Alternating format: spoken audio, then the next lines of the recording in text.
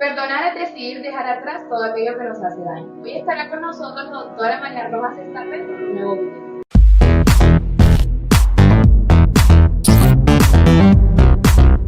Efectivamente, Cristina, la empatía es la capacidad de ponerse en el lugar de la otra persona. Es ser capaz de entenderla, de tratar de comprender qué le pasa por su mente, por qué se comporta de esta manera. Es decir, antes de juzgar su comportamiento, intento entender por qué lo está haciendo así.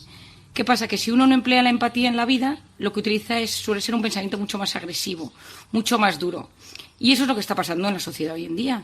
Es decir, antes de intentar entender a la gente, porque dice, hace, actúa o comenta algo, utilizamos nuestros juicios de valor y eso pues los atacamos, utilizamos la palabra para ello. Entonces, muchas veces la gente confunde empatía con otro concepto interesante, que es el reconocimiento de emociones. Es decir, yo reconozco que tú te sientes triste, yo veo en ti la alegría, yo veo en ti el miedo, yo veo en ti el enfado. Es decir, hay personas que tienen esa capacidad de identificar rápidamente el estado emocional en el que se encuentra otra persona. Pero yo no me refiero a algo superior. La empatía es, veo y reconozco tu emoción, pero me pongo en tu lugar e intento quitarme mis zapatos, quitar mi sistema de creencias y entender qué te pasa. ¿Y cuándo demostramos empatía? Me ha gustado mucho lo de la empatía en los últimos tiempos porque el signo bioquímico de la empatía es la oxitocina. Esa oxitocina que sabes que tanto me gusta y que es el personaje principal de Las personas vitamina, pues esa oxitocina se activa cuando tú recibes empatía o eres empático con alguien. Y acordémonos, y que los oyentes por favor recuerden, cuando yo activo oxitocina bajo cortisol. Y estamos intoxicados de cortisol, Cristina. Y más estas Navidades que estoy desolada de ver. Mi vuelta a la consulta del 10 de enero ha sido una semana tristísima. No he sido consciente hasta el día 10 lo mal que lo ha pasado la gente ante este bucle de antígenos, positivo, confinamiento. Ah, sí. Cuéntanos este panorama social que has detectado.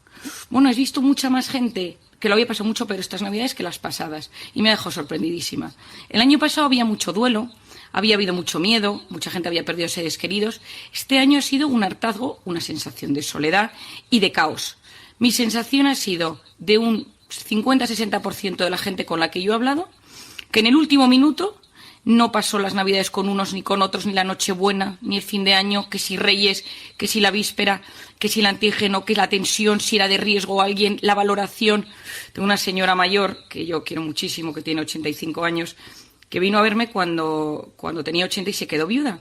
Y una de las cosas que ella utilizaba para ilusionarse era que a partir del 1 de septiembre ella empieza a preparar la cena de Nochebuena. Tiene 5 hijos, con sus nueras, yernos, sus 16 nietos, y ella pone la mesa y va comprando un regalito, les escribe una carta personalizada a cada uno. ¡Ay, qué bonito! Y a partir de la semana del 20 empezaron cada uno a llamarle para decirle que si el consuegro había dado positivo, que si el mejor amigo del hijo había dado positivo.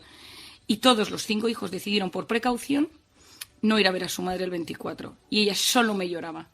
Pero, María, si yo vivo por este día, si yo me paso todo el año pensando en el 24, ¿no? Y claro, es que son situaciones de muchísima complejidad emocional. Fíjate que estaba cayendo en la cuenta, a raíz de lo que estabas contando, de una amiga mía de la Venta Rasquilla, en Ávila, que tenía prevista una cena de Nochevieja con la comida subsiguiente para 24 personas y se quedaron en 6. O sea, incluso desde el punto de vista logístico, la cantidad de víveres de los que tuvo que hacer acopio y dejarlos de lado y no poderlos utilizar. O sea, los cambios han sido enormes y claro, hay gente que lo afronta con cierta liberalidad y que se toma las cosas con buen humor y no le da importancia, pero hay personas que se sienten muy lastradas por todo esto. El otro día unos buenos amigos míos que tienen una cadena de restaurantes me dijeron que les habían anulado 2.000 reservas y que ellos tenían acopio pues para muchísimas comidas de familia, de Navidad. Y que esto, pues hombre, hace un destrozo económico.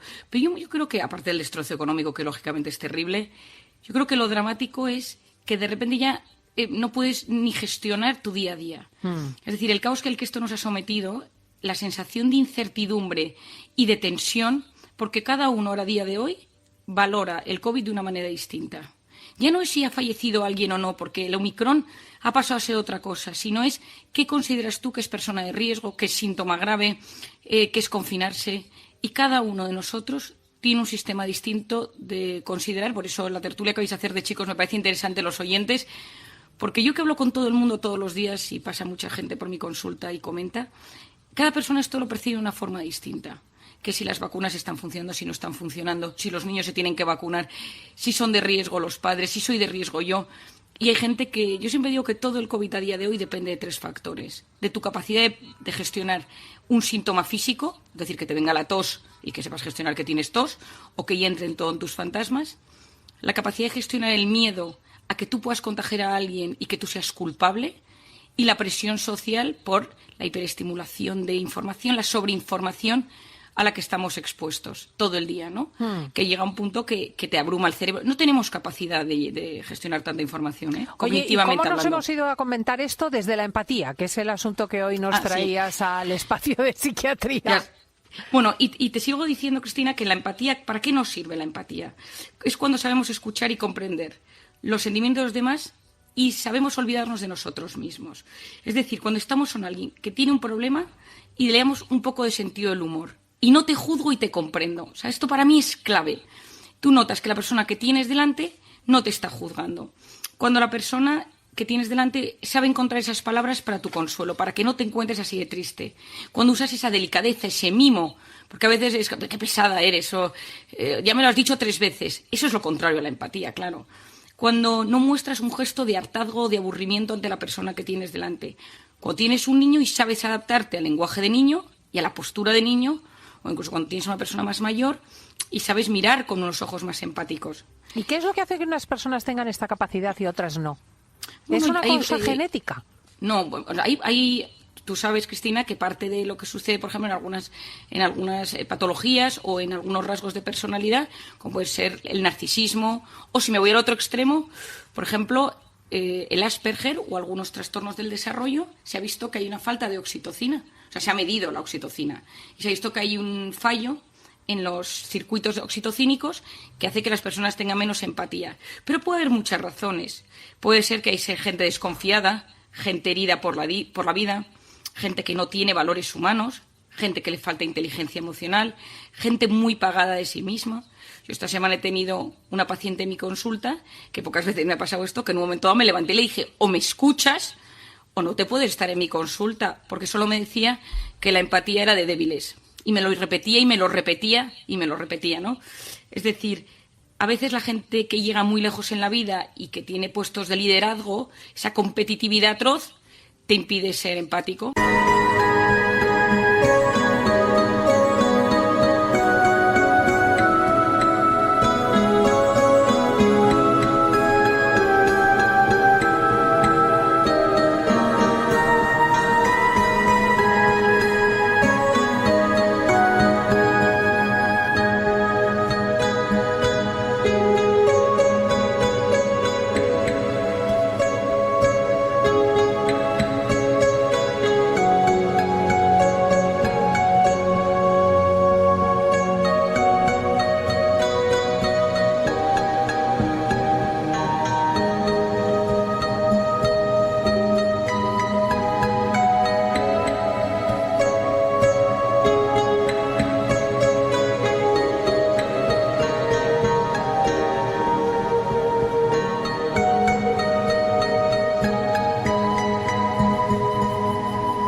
Por eso yo promuevo mucho que en las empresas haya empatía, que los líderes sean personas con empatía. Si solo miras los números y quieres llegar a tanto a fin de año o a fin de mes, te olvidas de las personas. Y cuando te olvidas de las personas, esas personas sufren y sienten un gran vacío. ¿Cuál es uno de los grandes dramas de la empatía, en mi opinión, del siglo XXI? Las redes sociales. ¿Por qué? Porque las investigaciones hoy en día nos han hecho ver que cuando tú percibes las respuestas emocionales delante, con alguien que tienes delante, tú, por ejemplo, ves que se estremece, que le tiembla la voz, que se emociona, que se le empañan los ojos. Eso genera empatía. Tú estás en Internet y de repente alguien pone un comentario. Como tú no ves los gestos faciales, pues automáticamente no hay empatía, no hay filtros. Es decir, esa empatía, esa oxitocina no se activa. Y entonces, ¿qué pasa? Que no hay una reacción buena. Y el cerebro carece de la información necesaria para poder frenar la crueldad y no ser antisocial. Y ahí empiezan esas pugnas, esas guerras encarnizadas en Internet, en Twitter, que yo muchas veces pienso, me encantaría que viéramos las caras, o sea, les viéramos, porque a veces, no sé si te has dado cuenta, Cristina, la dureza. Sí. A mí me sorprende enormemente. Yo lo que percibo es un cambio generacional, porque para mí es inevitable pensar al otro lado hay una persona, pero hay toda una generación que está acostumbrada a este debate, esta esgrima verbal con una crudeza extraordinaria y no le da ninguna importancia, vamos. No le da ninguna importancia. Es que quizá las redes sociales te han dicho, da igual lo que digas, porque no hay nadie. Y de hecho las máscaras no nos han ayudado, Cristina, porque si yo estoy explicando... Sí, las máscaras no ayudan, no, a la empatía. Son pareces como películas de ciencia ficción donde piensas que la gente no tiene sentimientos. ¿Y cómo notas que alguien no tiene empatía? Pues de esas personas que solo hablan de sí mismo, porque yo pienso, porque yo digo, personas que tienen un lenguaje muy duro, que insultan, que dicen palabrotas, gente que tiene muchos estereotipos o un sistema de creencias muy duro, gente que notas que te utiliza para lo que busca. Y el paso superior a la empatía es la compasión. Lo que llamaba Paul Ekman la empatía compasiva, que ya esto es palabras mayores. Me pongo en tu lugar, es decir, te reconozco tu emoción, reconozco que estás triste, lo estás pasando mal, entiendo por qué lo estás pasando mal.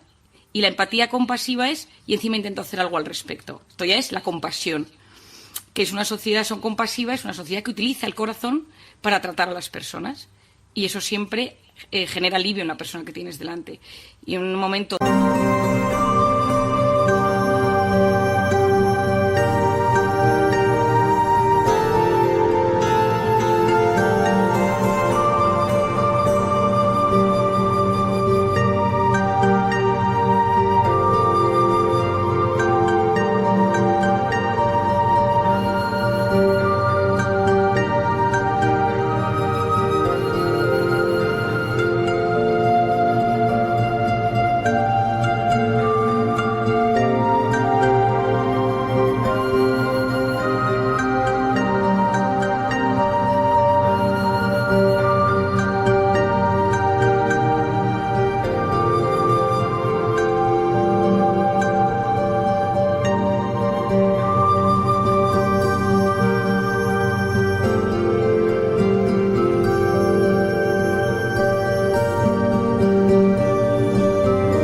muchísima dureza, porque hay que reconocer que hay una dureza brutal en la sociedad, está todo polarizado, hay mucha rabia, mucho odio.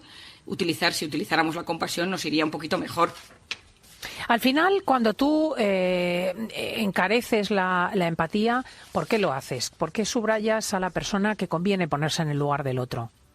Bueno, porque sobre todo cuando tú eres una persona tú imagínate, Cristina, que vivimos en esta intoxicación de cortisol y tú estás en tensión máxima y estás preocupado por tu trabajo, por tu salud, por tus hijos y llamas a una amiga y le dices, es que estoy preocupada porque el otro día estuve con mi madre y yo he dado positivo y tal, y la otra te dice, mira, no seas pesadita, que ya lo del COVID, ¿qué pasa? Que tú ese nivel de cortisol en vez de bajar, sigue subiendo. Si tú llamas a alguien y te escucha y no te juzga y te presta atención y notas que para esa persona durante unos instantes eres lo más importante de su vida, automáticamente, es que esto es muy fuerte, Cristina, automáticamente baja el cortisol. Y empiezas a generar esa oxitocina que tiene grandes beneficios, pero uno de ellos es que potencia el sistema inmune. Entonces, claro, es que esto es brutal. En ese camino hacia la empatía empiezas con esa empatía emocional, es decir, soy capaz de entenderte, de activar mis neuronas espejo, que son las que se activan cuando veo los sentimientos en los demás, luego uso mi cabeza y luego intento buscar opciones para ayudarte, ¿no? Entonces, las personas empáticas tienen esa capacidad de hacerle la vida más feliz a los demás y las personas no empáticas son el centro de su propia vida. Cuidado con el exceso de empatía, porque hay gente que de repente ve una noticia y está empatizando al máximo con el que está sufriendo y de repente no duerme por eso. Y entonces eso es gente extremadamente sensible, que pasamos de la empatía a la hipersensibilidad y el hipersentimentalismo. Y eso, en cambio, es la puerta a un agujero negro donde sufres por todo. Fíjate, o sea que también cabe el otro extremo. Bueno, pues que sepas que en tiempo real, aparte de la reacción de tantos y tantos oyentes que me está llegando, la de la gran experta María Jesús Álava Reyes, toda una autoridad en el ámbito de la psicología, que dice totalmente de acuerdo con Marian Rojas. Enhorabuena por la claridad siempre de este espacio que ayuda mucho a los oyentes. Gracias, María Jesús. Marian Rojas, un abrazo muy fuerte, amiga. Gracias, Cristina. Buen fin de semana. Si llegaste al final de este video, dale me gusta. comenta, comparte y recuerda siempre que en el fondo de cada persona hay tesoros escondidos que solo el amor revela.